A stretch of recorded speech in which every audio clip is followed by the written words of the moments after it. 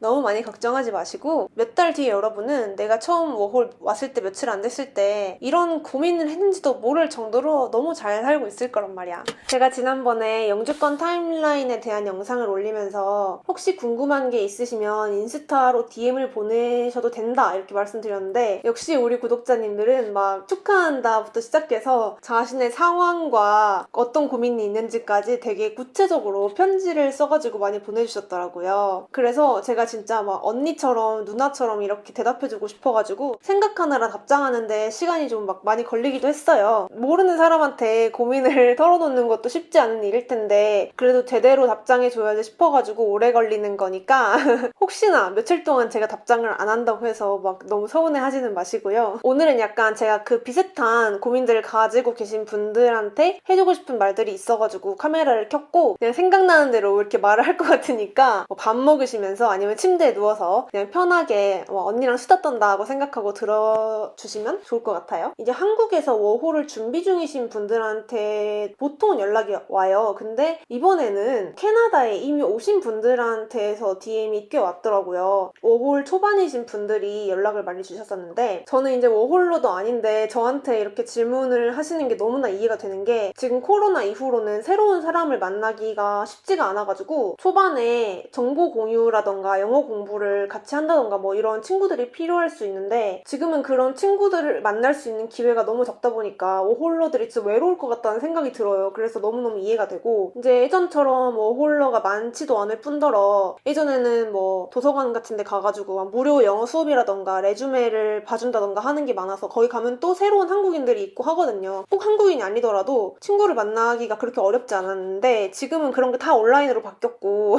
1대1로 바뀌었고 하다 보니까 새로운 나랑 비슷한 상황의 사람들을 만나기가 되게 쉽지 않단 말이죠. 그래서 그런 분들이 이제 좀 답답함을 많이 겪으시는 것 같아요. 나만 이렇게 지금 답답하고 힘든가? 나만 이렇게 지금 외로운가? 막 그런 생각들을 하실 수 있을 것 같아요. 그래서 그 친구들이 어학원이라도 다닐까 이렇게 고민을 하더라고요. 어학원에 가면 아무래도 이제 좀 공감할 수 있는 친구들을 만들 수 있잖아요. 근데 나도 여러분 똑같은 생각을 했었다, 옛날에. 나도 막 기억을 되짚어 보니까 나도 워홀 초반에 어학원을 가려고 했었어. 제가 누누이 여러 영상에서 말했지만 저 공부하는 거 진짜 싫어하거든요. 그래서 어학원에 다닐 거라는 생각을 안 했을 것 같죠. 근데 했어요. 이게 흔들리는 그 시기가 있더라고. 어학원에 가면 좀 친구들을 만날 수 있지 않을까 그런 생각도 있었지만, 제일 큰 이제 문제는 영어를 못해서 어학원에 다니려고 했었어요. 제가 종종 영어로만 말하는 영상을 찍어요. 1년에 한 번 정도?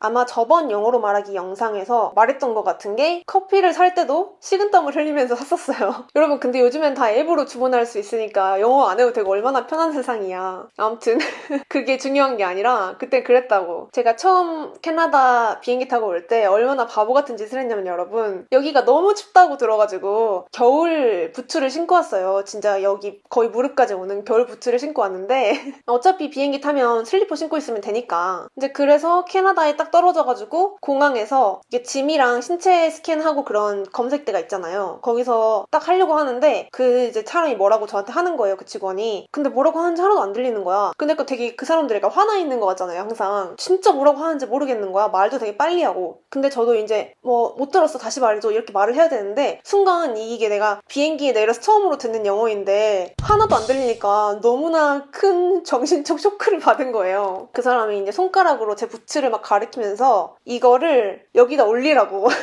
올리라고 이렇게 말을 해주더라고. 근데 전 그걸 못 알아듣고 이제 뭐? 이랬던 거지. 그 간단한 말을 내가 못 알아들었다는 거를 깨달은 순간 되게 부끄러운 거야. 되게 자괴감이 많이 들었어. 그동안 내가 했던 영어 공부는 무엇인가 그런 생각이 들면서, 그래서 이제 밴쿠버에 떨어졌기 때문에 캘거리로 오는 비행기를 타면서 생각을 했지. 어학원을 다녀야겠구나. 그래서 뭐 한두 달을 다니려고 생각을 했었어요. 결정적으로는 너무 비싸서 안 다녔거든요.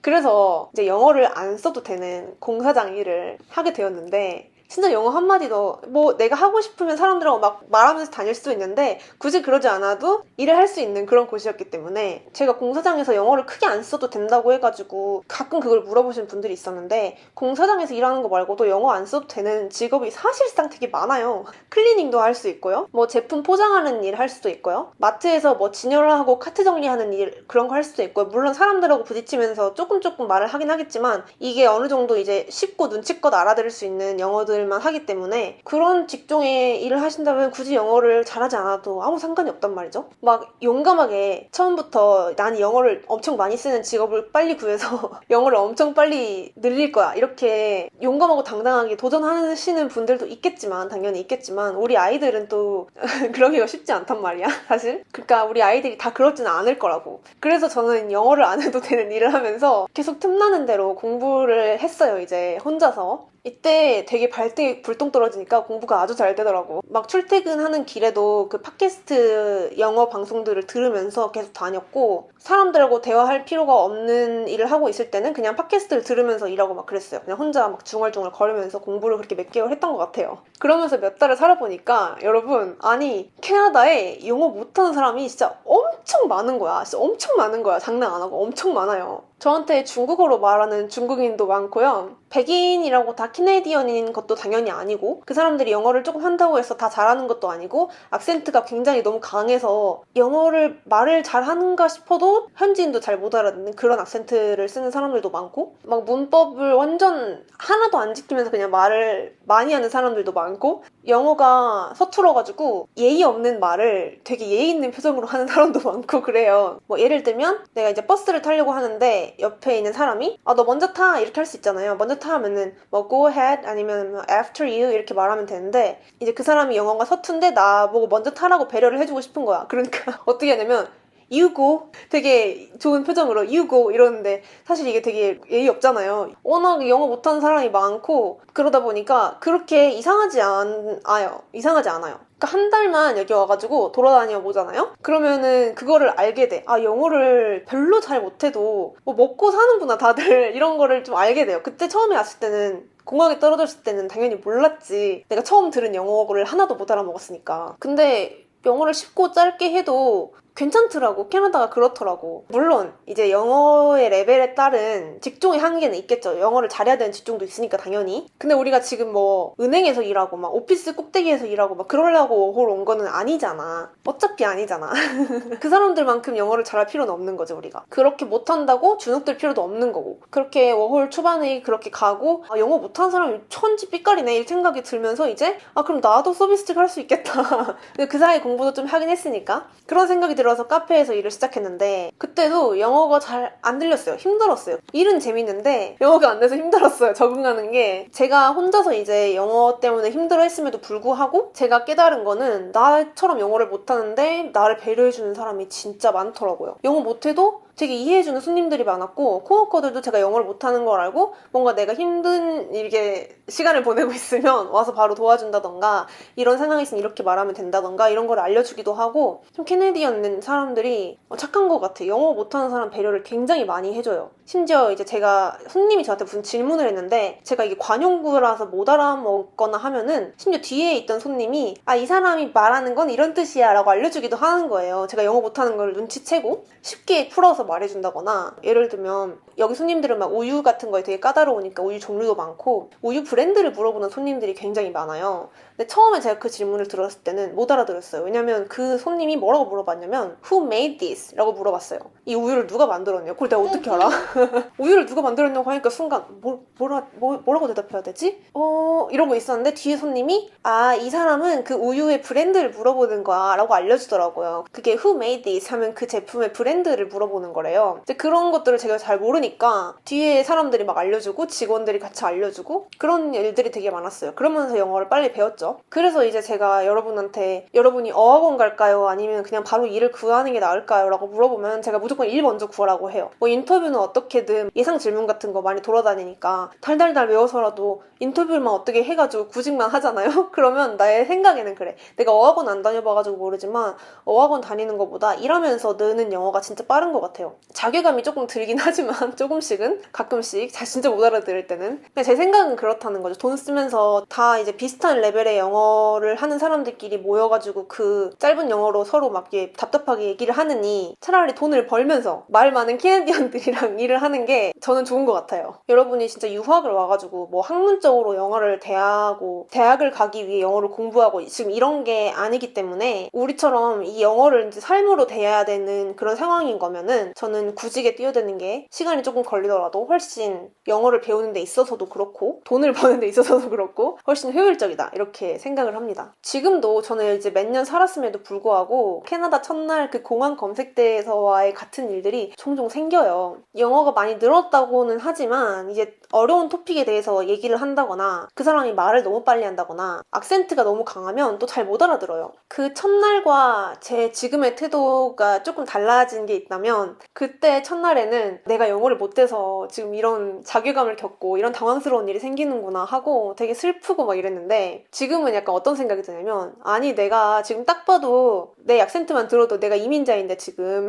내가 영어를 얼마나 잘할 줄 알고 말을 그렇게 빨리 하면 나한테 어떻게 알아들으라는 거야? 이런 생각이 들어요. 그러고는 이제 말을 하죠. 미안한데 너 너무 말이 빨라서 내가 못 알아듣겠다. 그리고 솔직히 너의 랭귀지 지금 내가 잘 못 알아듣겠다. 이렇게 말을 합니다. 그러면은 어차피 이제 답답한 거는 말을 하는 사람이야. 저한테 쉽고 명료하게 말을 다시 해줄 수밖에 없어요. 솔직히 한국말도 너무 빨리 말하면 이해 안 되지. 그리고 여러분도 다른 지역 사투리, 다른 지역 악센트 못 알아들을 때 있잖아요. 너무 강하면 안 들리잖아요. 또 어려운 말 할 때 예를 들면 뭐 병원에 가가지고 내가 처음 듣는 병명에 대해서 의사 선생님이 설명을 해줄 때 못 알아듣잖아요. 아무리 한국말이어도. 그러니까 똑같은 것 같아. 내 생각에는 똑같은 것 같고 근데 우리가 영어에 대한 그런 압박감이 있기 때문에 조금 더 영어가 무서운 것 같아요. 근데 캐네디언들끼리도 막 뭐라고? 뭐 다시 말해봐. 이런 말 되게 자주 하고 서로도 못 알아들어가지고 뭐 한국어로도 빈번하게 있는 일이지 조금 한눈 팔면은 뭐 다시 말해봐 이런 말 많이 하잖아요. 그러니까 제가 하고 싶은 말은 영어끼리도 이게 막 100% 잘 통하지 않는다 그거예요. 이게 여기 살다 보면 그걸 자연스럽게 알게 되지만 여러분이 지금 막 와가지고 그걸 어떻게 알겠어요, 그쵸? 그러니까 지금 저는 영어에 서투르다는 게 예전보다 굉장히 말이 당당해졌어요. 여러분도 시간이 지나면서 이렇게 될 거고요. 제가 그런 경험을 해봤기 때문에 저는 알고 있습니다. 여러분이 뭐 워홀 다른 나라에 갔다 와가지고 지금 캐나다가 2회차라면 모를까. 여러분이 처음 와가지고 영어 뭐야 이거 하나도 안 들리네? 망했다. 나 여기서 일 어떻게 하지? 여기서 어떻게 살아남지? 이런 생각을 하는 게 너무 자연스럽다는 거지. 그리고 실력이 조금 늘어난다고 해도 이거 왜 이렇게 어려워? 영어 진짜 너무 어렵다. 이러면서 계속 살게 될 거야. 계속 그럴 거야. 근데 그럼에도 불구하고 계속 영어를 쓰면 영어는 늘고 자신감은 생기고 또 당당해집니다. 저는 이제 어느 정도가 되었냐면 제가 너무 바쁜데 막 걸어가는데 노숙자들이 돈 달라고 쫓아와요. 가끔씩. 그러면은 나 영어 못한다고. 나 노 잉글리시 이러면서 거짓말도 하고 왜냐면 못할 수 있는 거거든. 캐나다에서 영어 못할 수 있는 거거든. 그런 게 아니란 말이죠. 제가 지금 너무 영어를 못해도 된다고 강조를 하는 것 같은데 잘하면 좋아요. 잘하면 너무너무 잘하면 얼마나 좋겠어. 나도 내가 처음 왔을 때 영어를 잘했으면 참 좋겠다는 생각을 했단 말이야. 근데 영어를 못하고 오면 여러분 장점도 있어요. 없을 것 같죠? 있어요. 저도 이제 그 뒤로 발등에 불똥 떨어져가지고 영어 공부를 막 이 방법 저 방법으로 되게 많이 해보고 도움이 되었던 영어 공부 방법들은 영상으로도 이미 만들어 놓고 했지만 영어 공부가 내가 이거를 해가지고 좀 실력이 늘었다고 해서 남들도 꼭 그렇지는 않더라고. 그래서 제가 이제 영어 공부를 어떻게 해야 되는지 알려주는 것보다 그냥 빨리 일을 시작해라. 그게 최고다 이렇게 말을 하는 거고 이제 제가 커피숍에서도 일하고 식당에서도 일하고 했는데 그때 제가 워홀 막 온 친구들이 막 취직을 해가지고 트레이닝을 되게 많이 시켰었어요. 커피숍에서도 그렇고 식당에서도 그렇고. 근데 이 친구들이 공통적으로 영어 때문에 힘들어하는 거는 다 나랑 똑같았어. 내가 초반에 겪었던 거랑 똑같은 자신감이 모자라서 내가 이 말을 했을 때 상대방이 못 알아들을까봐 그게 걱정인 부분이 굉장히 많고 또 내가 상대방이 하는 말을 못 알아먹을까봐 어떤 대화의 상황을 막 피하려고 한다거나 뭐 그런 경우들을 많이 봐요. 그리고 발음이랑 억양을 이제 캐네디언처럼 이게 굴려서 말하는 것도 오글거린다고 생각해가지고 그걸 잘 못하더라고. 잘 안 하더라고. 그래서 상황을 자꾸 피하려고 하고 그러는 경우들이 있는데 이게 영어가 되게 완벽해야 된다는 압박감이 있고 틀리면 창피하다고 생각하는 이제 한국인의 약간 고정관념? 그래서 이 한국인들에게 영어의 첫 번째 키는 진짜 자신감이란 말이에요. 근데 이 자신감이 그래 그럼 오늘은 자신감을 가지자 하면 갑자기 오늘 자신감이 딱 생기는 게 아니잖아요. 자신감은 내가 준비가 되어야 자신감이 나오는 거지, 그치? 근데 영어를 아직도 못하는데 어떻게 완벽하게 준비를 해서 자신감을 가지냔 말이야. 어느 세월에.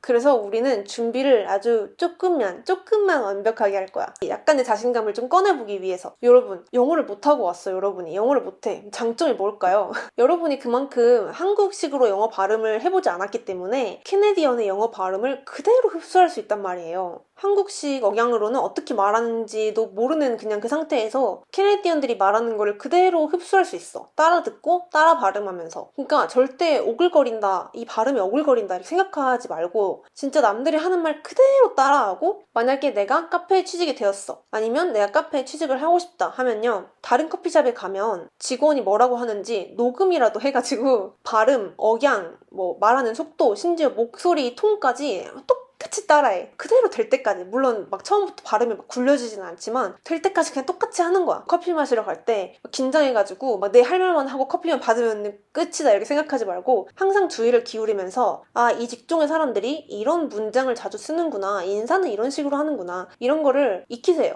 만약에 취직이 됐다면 코어컷을 따라하는 것도 진짜 최고 좋아요. 이런 것들을 손님들한테 반복해서 물어보는구나, 내가 캐네디언이다 생각하고 오글거리면 오글거리는 그냥 그대로 말을 해요. 이러다 보면 이제 자주 쓰게 되는 것들은 발음이 굉장히 좋아져 있단 말이야. 억양이 너무 좋아져 있어. 완전 캐네디언이야. 그럼 그 문장을 쓰게 될 때마다 아무도 못 알아듣는 사람이 없단 말이에요. 그런 이때 자신감이 여러분 확 올라가요. 하늘을 치고 올라갈 수 있어. 내가 해냈구나.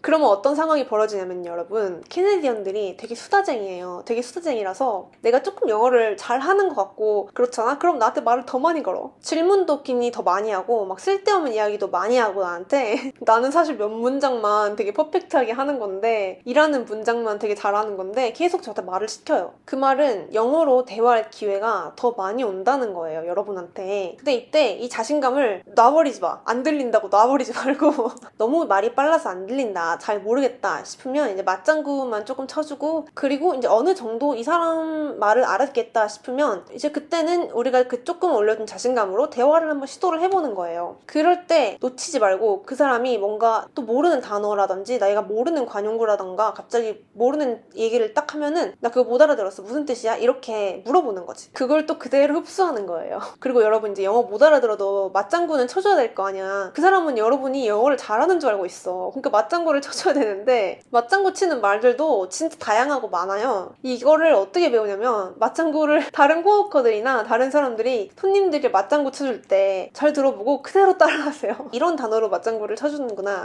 옆에서 다른 사람들이 뭐라고 하는지 다 주워듣고 내 걸 흡수하는 거야. 오글거린다고 생각하면 안 돼. 그게 포인트야. 뭐 다른 카페에 갔을 때 그 직원들한테 뭐를 물어보는지 절대 놓치지 마. 줄 서 있을 때도 놓치지 말고 다 들어봐.